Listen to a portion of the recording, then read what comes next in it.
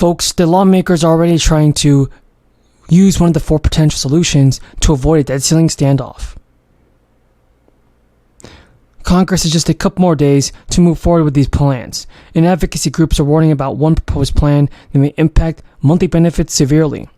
Washington is scrambling to prevent an unprecedented debt default, as roughly a week stands before the country and a looming deadline. Leaders on both sides of the aisle have been adamant they will strike a deal in time to avert a default, but even the broad outlines of one have remained elusive. The good news is that there are four potential solutions if leaders don't come to an agreement before June 1st. Looking to dial up the pressure on the other side, Republicans and Democrats have shielded away from pushing for a short-term hike for the debt limit. Now, folks, Kevin McCarthy said he actually doesn't think a short-term extension benefits everybody. Now, what this means for the fourth stimulus check is that it puts our fourth stimulus check in standing. What we need Joe Biden to do is send out the fourth stimulus check right now. Because even the press secretary said on Tuesday that there's something but both the speaker and the White House has in common. The speaker has made it clear that it is not on the table. But with June 1st deadline looming, a short-term extension may be necessary to allow lawmakers to strike a deal, write a bill, and pass it through both chambers.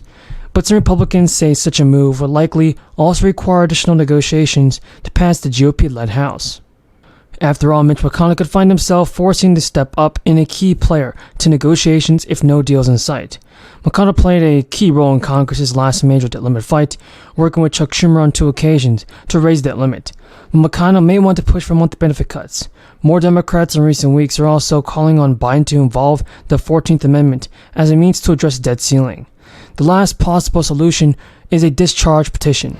Democrats have been calling on this out, and it's helping out many people already, because the Biden administration's one-time student loan forgiveness plan is facing a new obstacle from House Republicans. While it awaits a ruling from the Supreme Court about what to do about this, the House of Representatives voted today to pass a resolution seeking to block the forgiveness program as a way to end a crisis-related pause on federal student loan payments. 2 Democrats, like Representative Jared Golden and Representative Mary Perez, have joined Republicans in voting for the bill.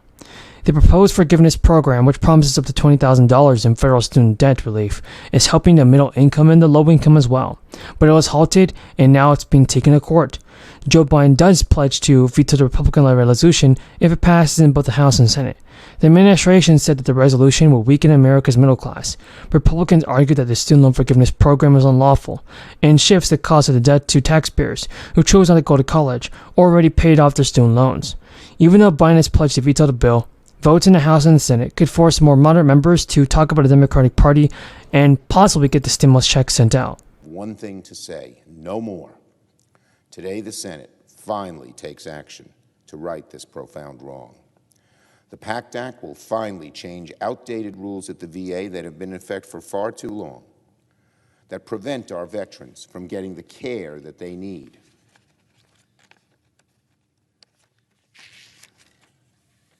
The care they need to treat health complications that caused by burn pits.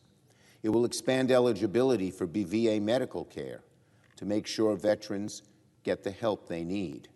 And there's even more good news in the PACT Act. It's not just about burn pits, as important as they are. The PACT Act will expand coverage of health issues exacerbated by Agent Orange, which over the years I have strongly pushed for in this chamber. I want to give deep thanks to Senator Tester and Moran, who worked for months to push this bill over the finish line. Their leadership on this issue has been extraordinary. I want to thank my colleagues. This is another bipartisan action that is accomplishing something very significant. And I want to thank my colleagues from both sides of the aisle who supported the bill through its consideration. And most importantly, I want to thank the many veterans, the veteran service organizations, advocates like John Stewart and John Field, who never gave up on making this change happen. Because of their advocacy, our veterans. Landmark legislation, which the gentleman, Mr. Morelli, has very clearly explained. I thank him and Mr. McGovern again for their skilled leadership in assembling this rule and steering this crucial legislation to the floor. First this week, we'll have our version of NDAA, which you explained. It supports our nation's servicemen. This is very serious. Many people are demanding action from the White House.